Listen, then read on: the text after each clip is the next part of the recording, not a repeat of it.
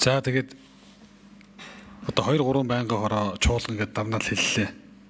Яг энэ боловсрол эрүүл мэндийн суур хоёр салбар яг бүх ард түмэнд хамгийн их хамаатай ийм хоёр салбар руугаа бид нар бол илүү их анхаарах ёстой. Тэгээд тэр цалин хөлсний асуудал, за тэр эм тарианы асуудал, за мөн дээрээс нь тэр сандал ширээг л одоо их хурлын гишүүн нэг тойрогт одоо очиад ажиллахаар захын эмнэлэг сургуулиас ахуулаад янз бүрийн зүйл нэгтдэг. Ийм гаргамааргүй байна гэдгийг бол нэгдүгээр хэлмээр байна. Тэр нэгж байгаа хүмүүсийн буруу ерөөсөө биш. Бид нар шийдэхгүй байгаа.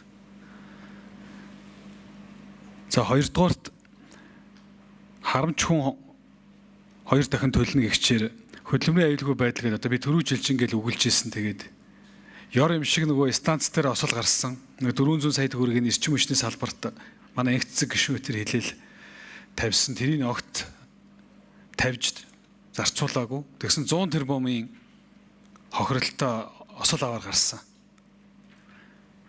Тэгэхээр ийм зүйл дээр бид нар манай төсөв зохиогч нар анхаараарай. Одоо хэлэх юм хэл гуйх юм гоо байхгүй гэж хэлчээ гарлаа гэдэг шиг л байна шүү дээ. Энэ бол. Одоо энд баг 20-30-аад гишүүд үг хэллээ. Тэгээд одоо саналыг авах юм уу, авахгүй юм уу? Тэгээ авахгүй болоод ирэнгүүт нь яадаг вөхөр зарчим зөрүүтэй саналыг наа төсөвчийн эвдэгдэх юм гарнаа. Тэгэхээр ийм тодорхой саналуудаар гарц гаргалгаа гаргаач. Гишүүд бол байр суурь хэллээ.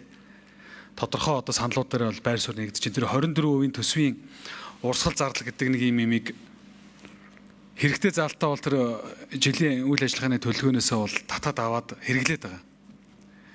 Яг хажууд нь зэрэгцээд байж байгаа заалтуудыг бол үл тоогоод одоо байгаа нь боломжлын юм гэж. Тийм учраас одоо үнэхээр одоо тэр зардал төсөв хэмнэх бол тэр том өрөөтөө дарга нараас ахуулаа шахаасуу их хурлын гишүүд 2-3 суугаад иргэдтэй уулзах гад үүдэнд нь очирлоо болоо л байна. Тэрнээсээ ахуулаад тэр орон зайгаа гаргаад тэр сургууль цэцэрлэгийнхаа хүрхгүй байгаа юм оруулахаас ахуулаад эхлэмээр байна.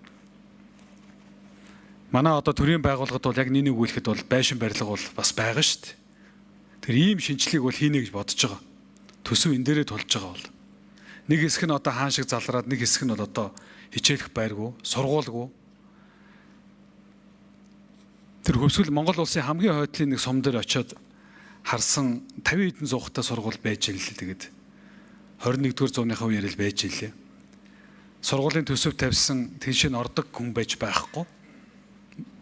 Тэгээ энээсээ ахуулаад төсөв дээр бодохоор зүйл бол их байна. Яг үнийг хэлэхэд хөрөнгө оруулалтыг гэж байгаа юмнууд чи ихэнх нь үлрээсөө маш цөөхөн хүн хүртэхээр л юмнууд байгаа шүү дээ. Нэг сум дээр жишээ хэлэхэд усанд ордог газрын барилгыг одоо бараг 3-4 жил барьж байгаа. 150 сая төгрөгийн юм.